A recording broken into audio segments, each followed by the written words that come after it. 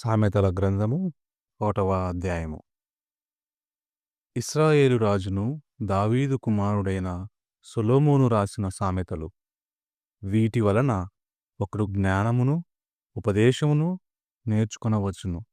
వివేకము గల మాటలను గ్రహింపవచ్చును.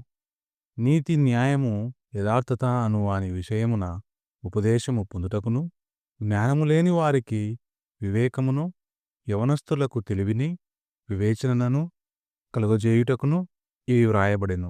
జ్ఞానము గలవాడు విని ఎక్కువ జ్ఞానము సంపాదించుకొనును. వివేకము గలవాడు యుక్తమైన ఆలోచనలు పొందును. వీటి వలన సామెతలను, వాటి తాత్పర్యములను, జ్ఞానుల మాటలను, వాటి మర్మములను ఒకడు గ్రహించును. యెహోవాయందు భయభక్తులు కలిగియుండుటయే తెలివికి మూలము. మూఢులు జ్ఞానమును ఉపదేశమును తిరస్కరింతురు. నా కుమారుడా, నీ తండ్రి ఉపదేశము ఆలకింపుము. నీ తల్లి బోధను త్రోసివేయకుము. అవి నీ తలకు సొగసైన కిరీటమును, నీ కంఠమునకు హారములై ఉండును. నా కుమారుడా, పాపులు నిన్ను ప్రేరేపింపగా అంగీకరింపకము. వారు మా వెంట రమ్ము, ఎవరినైనను చంపుటకై పొంచియుందము రమ్ము, నిర్దోషులను పట్టుకొనుటకై నిష్కారణముగా దాగియుందము రమ్ము. పాతాళముని మింగినట్లు సజీవులైన వారిని మృంగివేయుదము. గోతిలోనికి దిగువారిని మృంగినట్లు వారిని పూర్ణముగా మృంగివేయుదము. మనము నానా విధములైన విలువగల సొత్తులు దొరుకును. మన ఇండ్లను దోబుడు సొమ్ముతో నింపుకొందుము. మాలో పాలు పంచుకొనుము.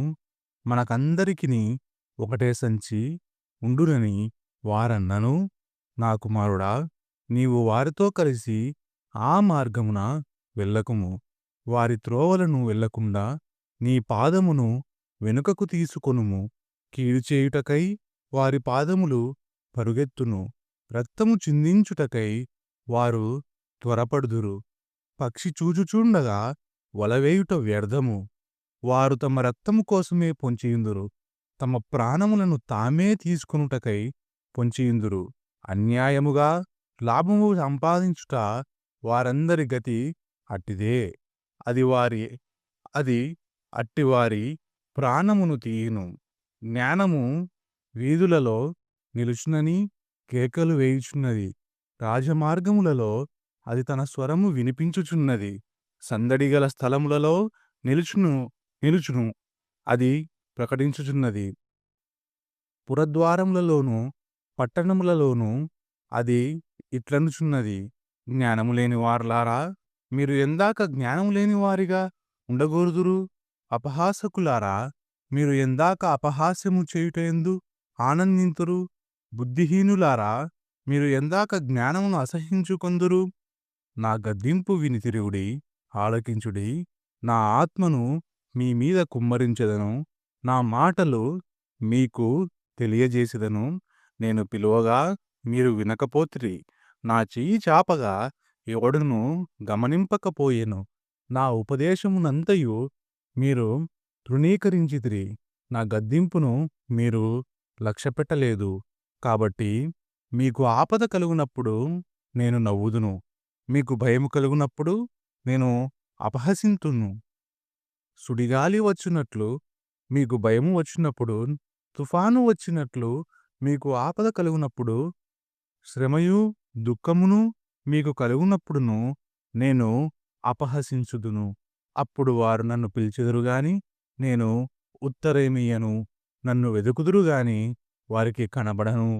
వారు జ్ఞానమును అసహ్యించుకొనిరి. యెహోవా యందు భయభక్తులు కలిగిండుటను కోరుకొనలేదు. నా ఆలోచనను వారు వినకపోయిరి. నా గద్దింపునంతటిని తృణీకరించితిరి. కావున వారు తమ ప్రవర్తనకు తగిన ఫలము అనుభవింతురు. తాము చేసుకొన్న ఆలోచనలే వారికి తృప్తినిచ్చును. జ్ఞానము లేని వారు దారి తప్పిపోవుట వారిని చంపును. బుద్ధిహీనులు నిర్విచారముగా ఉండుట వారిని నాశనము చేయును. నా మాట ఆలకించువాడు సురక్షితముగా నివసించును. వాడు కీడు కలుగునన్న భయము లేక నెమ్మదిగా ఉండును.